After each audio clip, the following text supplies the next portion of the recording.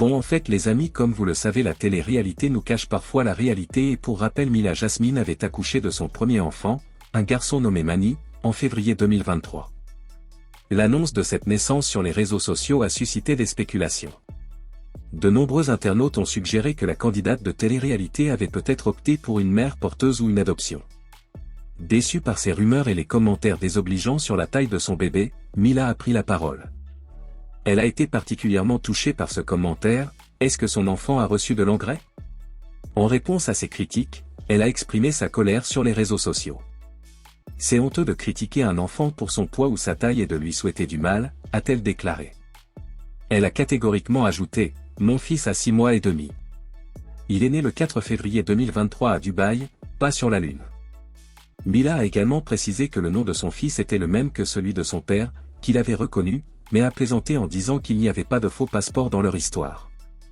Malgré la controverse, Mila a choisi de protéger la vie privée de son fils en ne montrant pas son visage sur les réseaux sociaux. Cependant, le 18 juillet, elle a annoncé qu'elle attendait son deuxième enfant. Dans la vidéo, elle a révélé à sa famille, notamment sa sœur, sa joie pour cette nouvelle aventure. En légende, elle a écrit: après des semaines de réflexion, il est temps d'annoncer mon bonheur. Petit frère ou petite sœur de Mani, je t'aime, a commenté sa sœur, visiblement émue. Je travaille dur sur la vidéo, oh mon Dieu. J'avais hâte que tu l'annonces au monde entier. J'étais tellement touchée, je suis contente que ce soit moi. Que Dieu te bénisse. Cette annonce marque une nouvelle étape pour Mila Jasmine, entre maternité et carrière publique.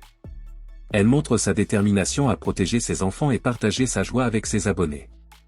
La réponse à son annonce témoigne de l'amour de ses proches pour elle et de leur enthousiasme face à la naissance de ce nouvel enfant. Mila Jasmine apporte des éclaircissements en répondant à ses détracteurs, et pour plus de détails on va écouter ses propos.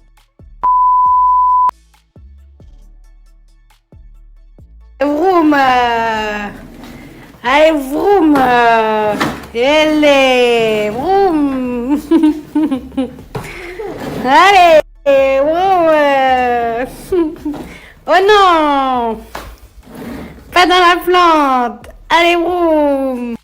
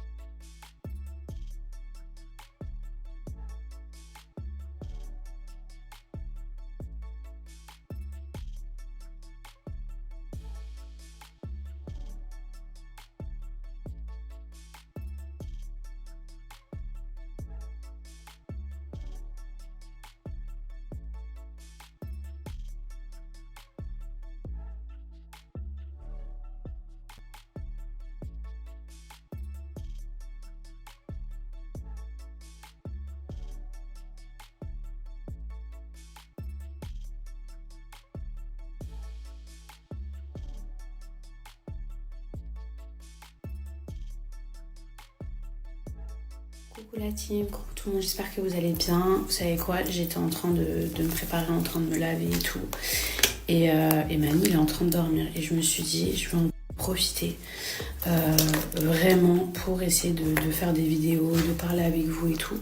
Parce que en fait, si j'attends de me préparer de tout ça et qu'après Mani se réveille, je Je vous montre en même temps ce que j'utilise les filles. J'aurai absolument pas de temps, je pense, pour faire des snaps. Et je pense que c'est un peu plus sympa de répondre oralement que par écrit. Après, franchement, je vous dis la vérité par rapport au... La grossesse provoque des changements importants, à la fois physiologiques et émotionnels, chez la femme. Chaque grossesse est unique, et les signes précurseurs peuvent varier considérablement d'une personne à l'autre.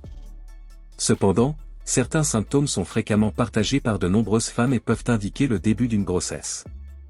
L'un des signes les plus courants et révélateurs est le retard des règles.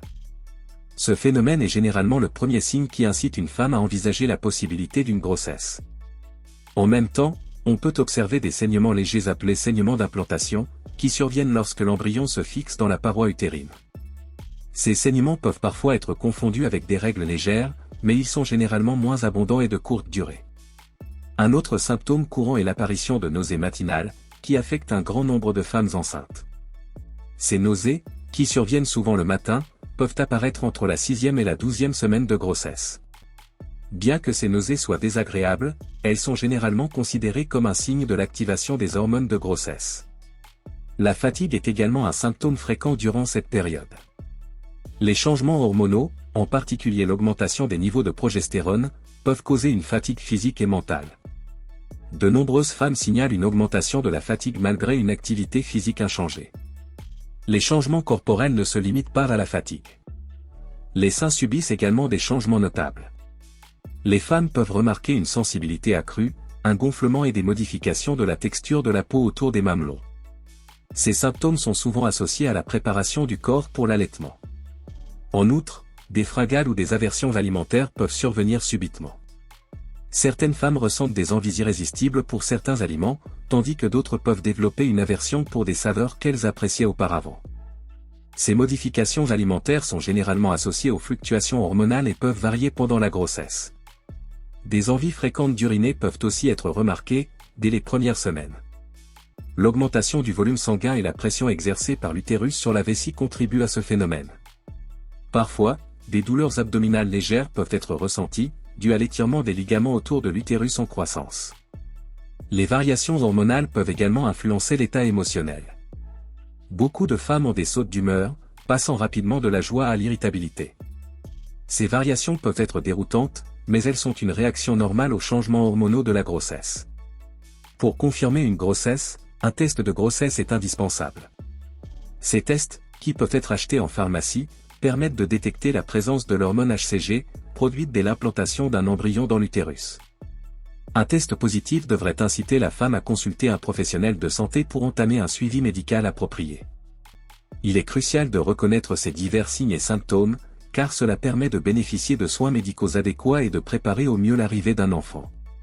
Prendre soin de soi pendant cette période de transition est essentiel pour le bien-être de la mère et du futur bébé. La grossesse est une expérience unique qui nécessite attention, soutien et une bonne compréhension des changements qui surviennent.